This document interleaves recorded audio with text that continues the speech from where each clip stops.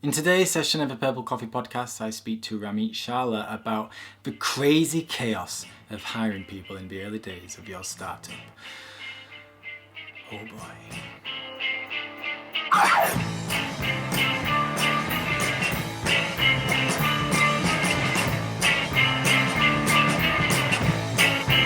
Welcome to session 15 of the Purple Coffee Podcast, inspiring stories from creative entrepreneurs.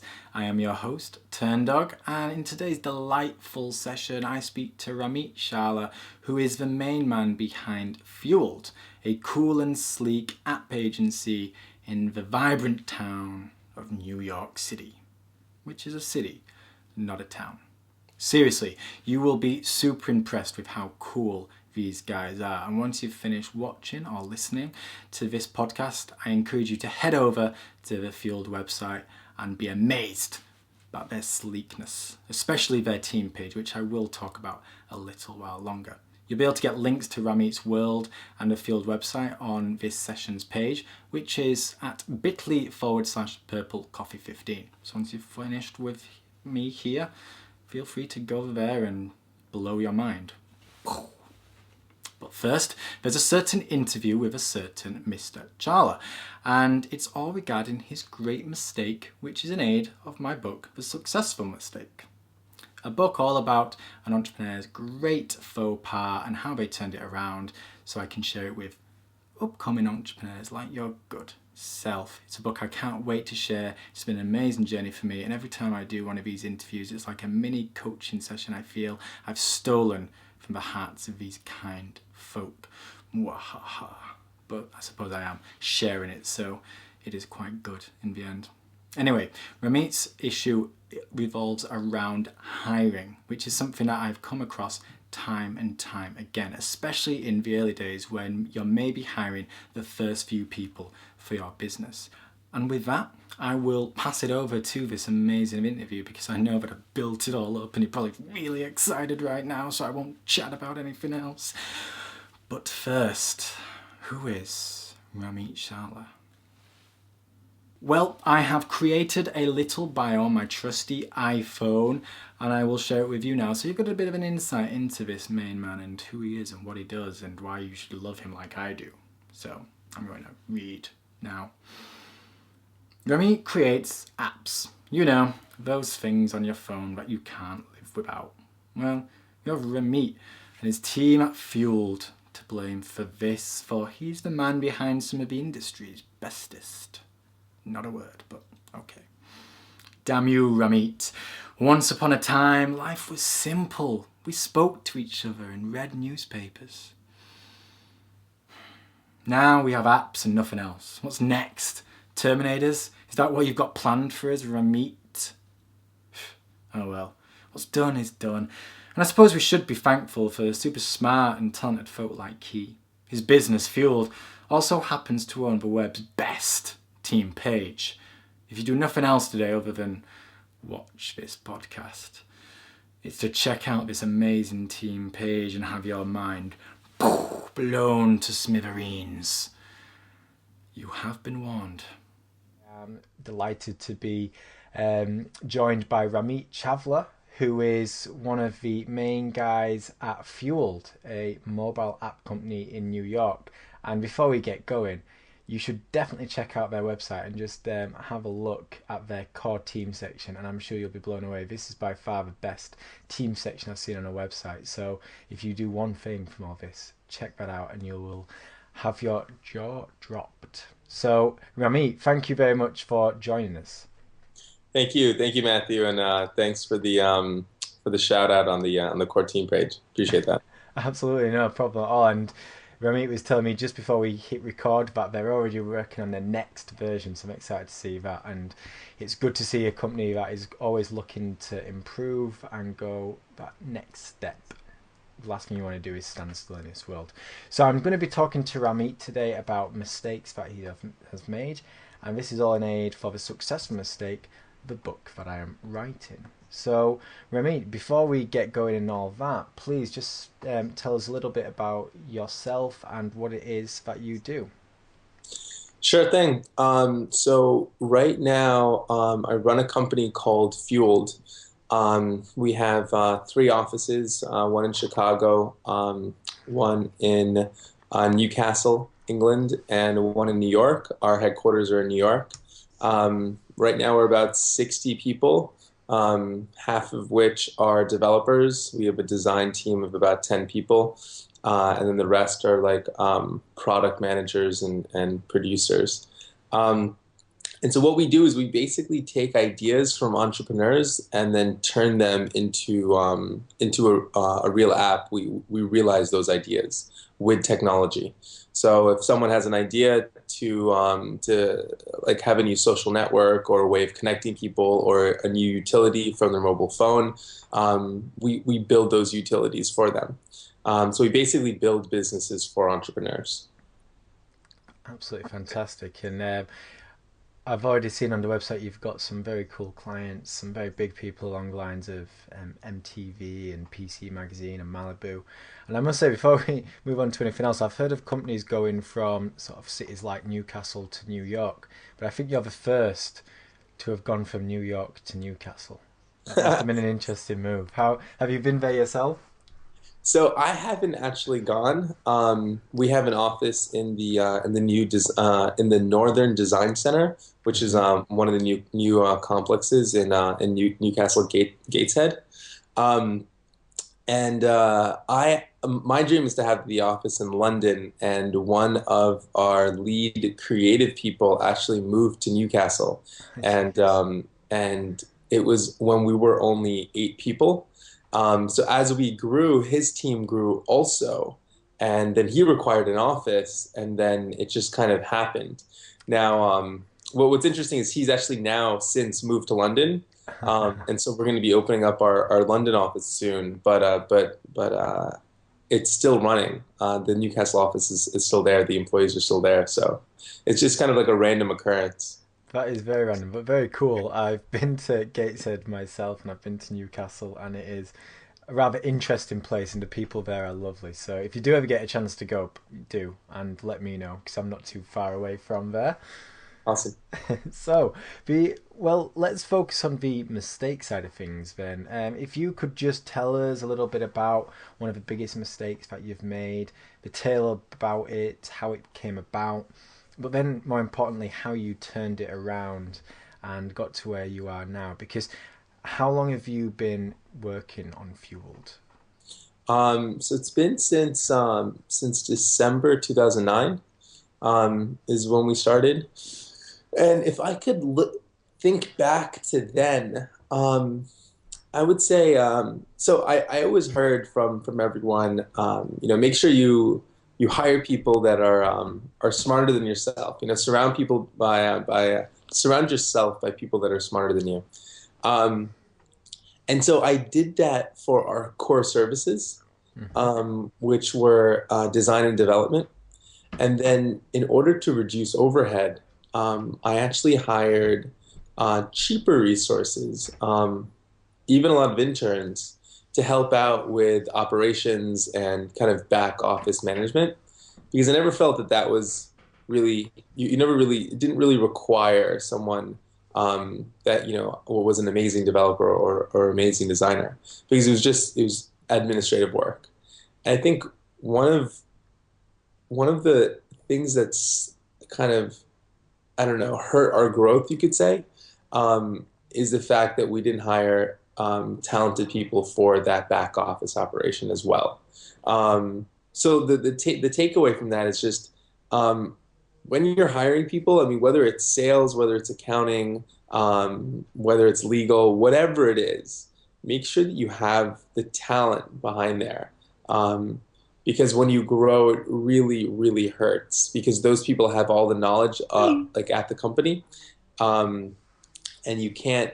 And there's switching costs end up becoming higher, and so you end up not switching just because you're like, oh, well, they have all the knowledge, and so it'll be easier just to keep them on board, and then long term, it just ends up putting crutches on your business.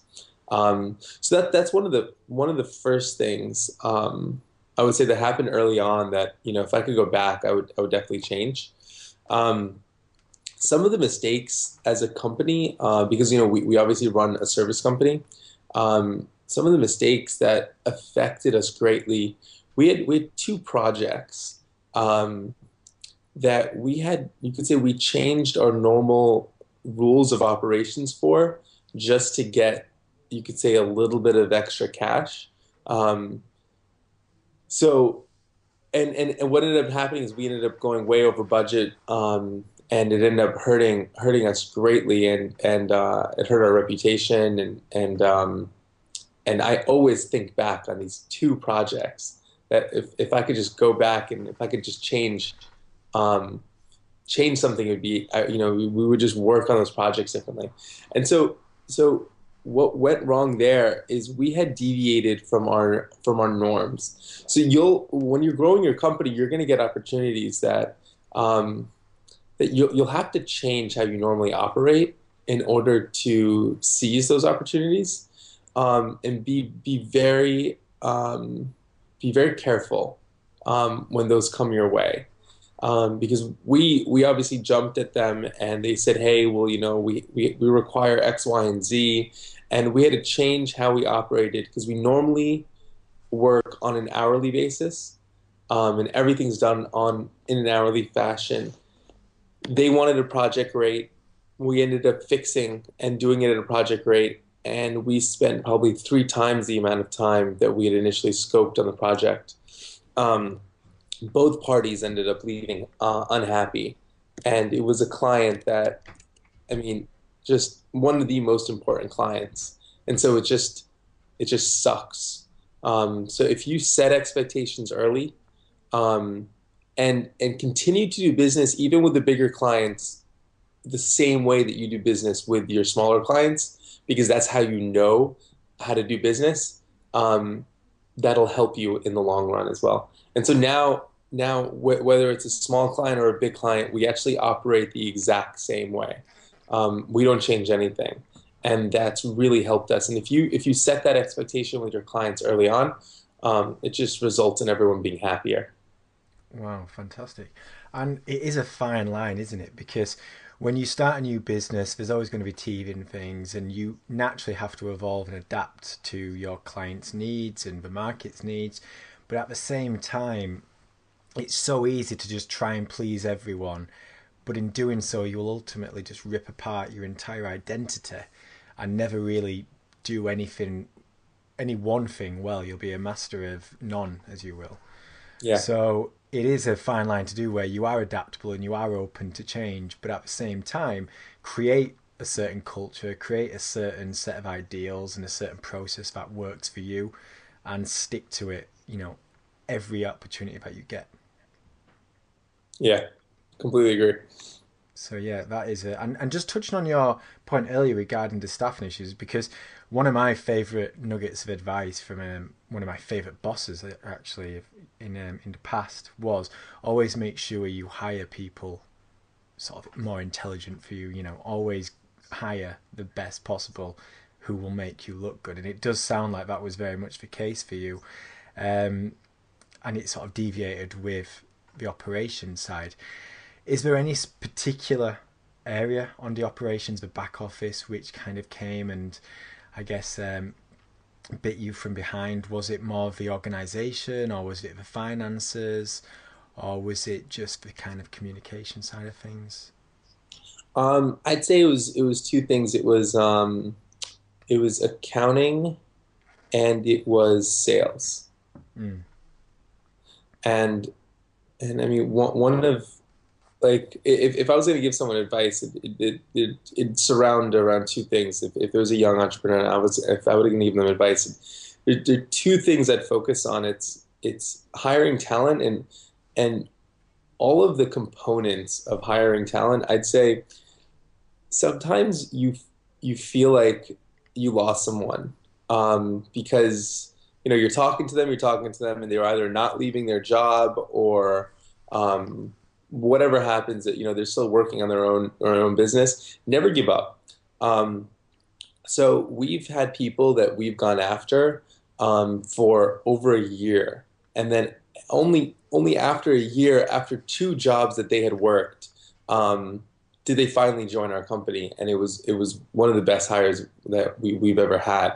Um, and so one of the key things there with hiring talent is it's obviously hard to do that. It's much easier to hire someone that no one else wants. Um, so stick in there. Even if you lose, don't stop. 6 months later, keep talking to them. They might change again. Um, Another thing that I've learned is it's better to spend the money. And so you always assume the reason you don't hire talent is just because it's more expensive, right? Yeah. So you end up hiring someone cheaper, and then you'll probably get another person that's cheaper. So one of the key components there is that two junior people, generally cost the same as one senior person. Yeah. And trust me, that one senior person is so much better than two junior people. So that's another thing. Um, and then the last point on hiring, that I want to add is fire fast. Sometimes, and I've been told this, if you're very lenient on hiring, meaning if you hire quickly, make sure you fire quickly as well. Give no mercy in that rule, then. Yeah, no, I've heard Yeah, this no, several it several sounds times. brutal, but to be honest, it's much worse to actually keep the person on because both parties end up becoming not happy. And so Yeah. I've learned it the bad way. Um, it's not like if you fire someone then they just don't have a job.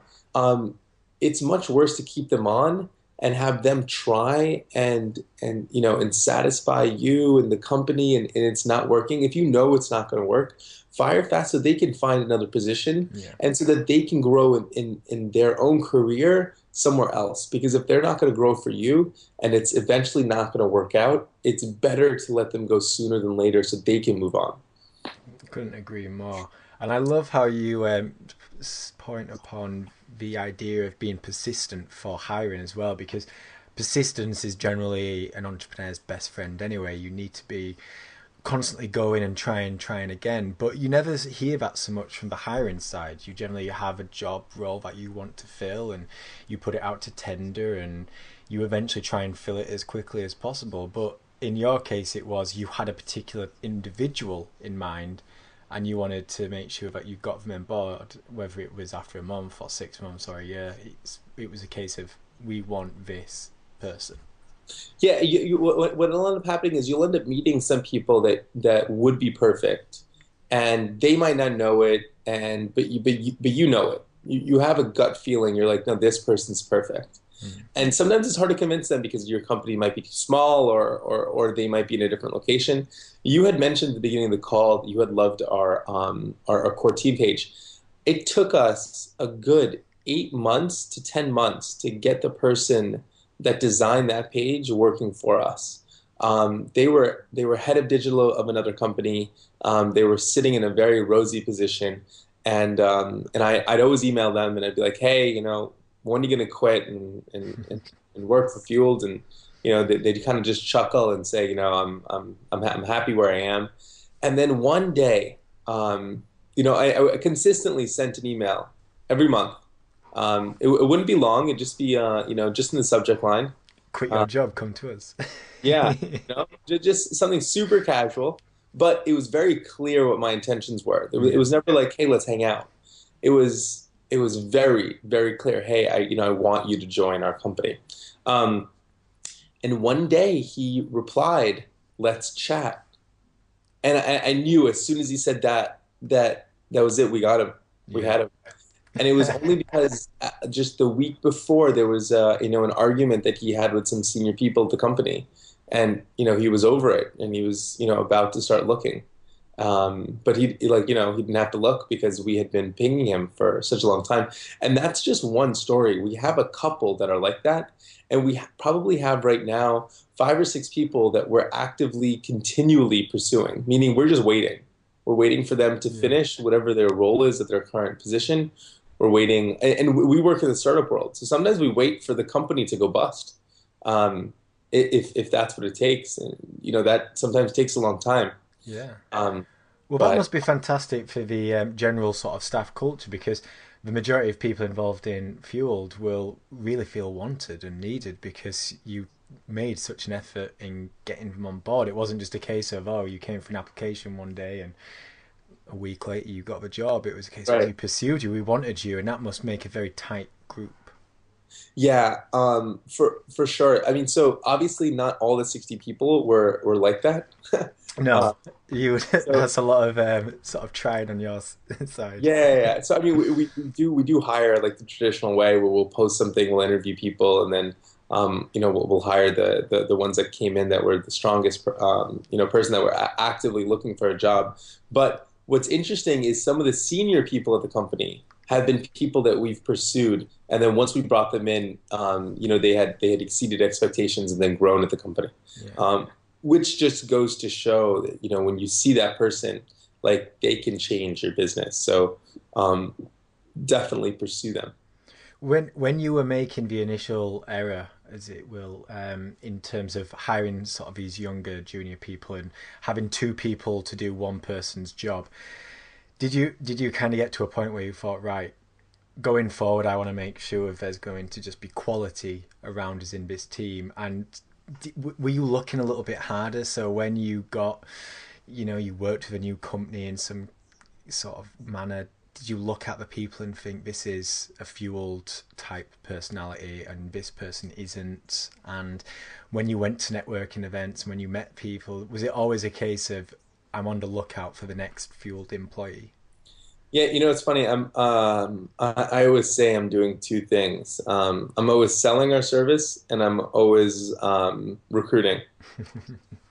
So it's true. You're either looking at someone, and I don't know if it's a myopic view of the world, but literally in any conversation I'm having with someone, I'm either looking at them, okay, they're maybe a potential client, or it's like, oh, well, are you a potential hire? Nice. Fantastic.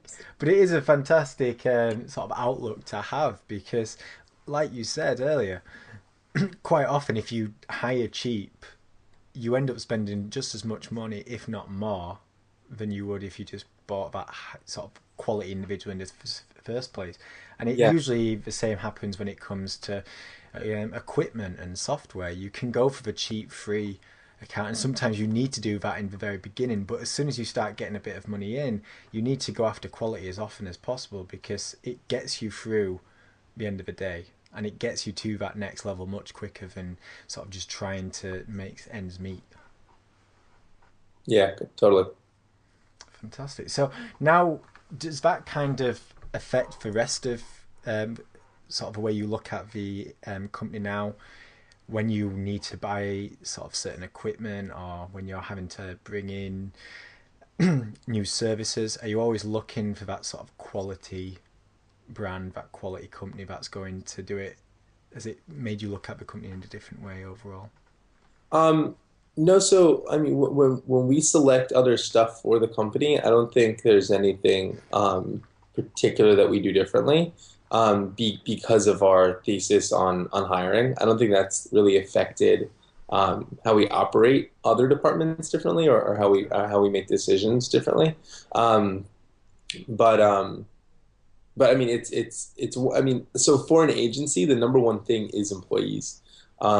So it just happens to be the most critical thing, and I always thought the ones that were critical were always the client facing ones. Um, but everyone is important. So I tried to save money on kind of the internal operations overhead side of things, and I learned my lesson. Yeah. Um, so yeah. And like we said in the beginning, it is a fine line of making sure that you're spending money that you can afford, but having that grander vision to look right. If I hire this talented financial director who's going to cost me a great deal more than bringing in, a younger person, but this individual is going to get us where we need to go much quicker. We're not going to have to hire someone else in 6 months' time, and we should just be able to move on. And yes, it might cost a bit more money, but in a year's time, that money's going to have made itself, 5 times over. Yeah. I mean, another quick example, we hired a salesperson, um, and uh, and so we get all inbound leads. So we don't actually do any outbound. We don't like reach out to anyone to convert them to a client. It's just like our quote unquote salespeople, which aren't even salespeople. They're just strategists. Um, they just respond to the emails that we get and we convert them into clients. Now, if someone's emailing us, they're already interested in our services, right? So it's Yeah. only a question if they can afford it. So a good percentage convert, like 20%, 30%. We have a system that tracks leads, and then it assigns them to someone. So when someone emails us, it like puts it automatically in the system, and then they can assign it to themselves, and then we can track it to see if it was won or lost. Mm. Um, Over a 3 month period, um, we had checked the system, and every single lead that was assigned to this person was lost. Um, and so it doesn't even like when you think about the numbers, the projects that we work on are anywhere between, on average, I'd say 50 grand, just like the mid rate for a contract.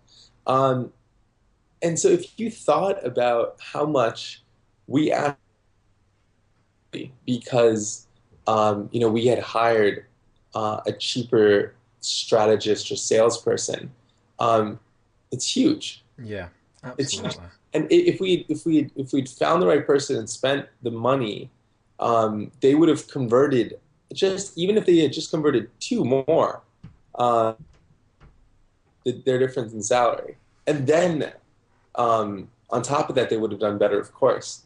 And so the sales just would have been completely different. Like, so you can't you can't always look at it as just an absolute value on, oh, well, this is how much I'm paying the person. And so this is how much they're costing you. Think about what else they're doing at your company and how they're actually costing you more, Yeah. or how a better person's actually costing you less. So yeah, don't only look at it from a salary standpoint. Fantastic. And I think you've touched upon some fantastic things regarding hiring. It is so important to look beyond the sort of bottom line in the initial front and actually ask yourself, what can this individual bring, over the next year, the next 2 years, the next 5 years. And also, good quality individuals generally get along with other good quality individuals. So it helps you make a very good culture and a very good team, which is usually the catalyst to growth in most businesses. So it is certainly a win-win when you sort of go with that quality side. So before we go and leave this great interview, if you could just offer one piece of advice to any entrepreneur, someone who's just starting out in any business, and you could just give them one piece of advice, what would it be? Yeah. So besides hiring talent, if I give one piece of advice, it would be the concept, like understand the concept that sales fixes all problems. Um, so really like come to home with what that really means. So no matter what problem you face as a company and as a growing your company, and there's if you can sell your service more, or if you sell more of your service, or whatever it is, if you gain more clients and have more revenue as a result, whatever problem came up could be solved. Okay. So sales, always think of it, sales fixes all problems. So if you focus on sales and grow your top line, those other smaller things that are hindering you will disappear. Fantastic. Okay, well, Rami, it's been a pleasure, and the insight that you've offered is fantastic. And to hear what is still just a 3.5 year old company to have gone through those initial sort of hiring, teething stages to get to where it is now, and it's constantly looking to hire the talented individuals, it's a great journey to follow. And I'm sure we'll see this continue in the next few years as you expand into new offices and new areas in the world. So thank you so much for joining me. Of course, my pleasure, Matthew. I'll talk to you soon. Yeah, and thank you indeed, listener, for listening. So I will leave all the details for Fueled and Rameet below, and you should definitely check them out. And there you go, ladies and gentlemen, another edition of the Purple Coffee Podcast at an end. And a huge thanks to Rameet and the Fuel team for being part of the Purple Coffee Podcast and The Successful Mistake, a book very close to my ticking heart. It's something that I've come across time and time again in my interviews. Hiring people is a minefield at best. Sometimes it happens super early on with those early directors. Sometimes it's a little bit later on when you're starting to hire larger teams. But hiring people is full of issue. And I love Rameet's approach now and how he will look at someone and think, I want you part of my business. And even if he has to hunt them down for months and months and months, in some cases, years even, he will. Because he knows that an individual will bring quality and value to his business, even if the business doesn't necessarily need him or her right in this very second. It's a fantastic approach, but he had to go through a few dark alleys along the way, like so many of us do. Which leads me to their wonderful team page. And I hope you will head over to bit.ly/purplecoffee15, as that is this session's page, with all links to Rameet's wonderful world, including Fuel's incredible team page. And while you're on the sessions page, please consider subscribing to this very podcast. Oh yes, oh yes. If you like to watch, please follow the Vimeo page. If you like to listen, subscribe to the iTunes channel. And if you want this podcast sent to your inbox before everybody else with exclusive content, you should add your email. And that's all there is to it. Thank you so much for joining me today. And until next week, have a most wonderful time. Have a great one.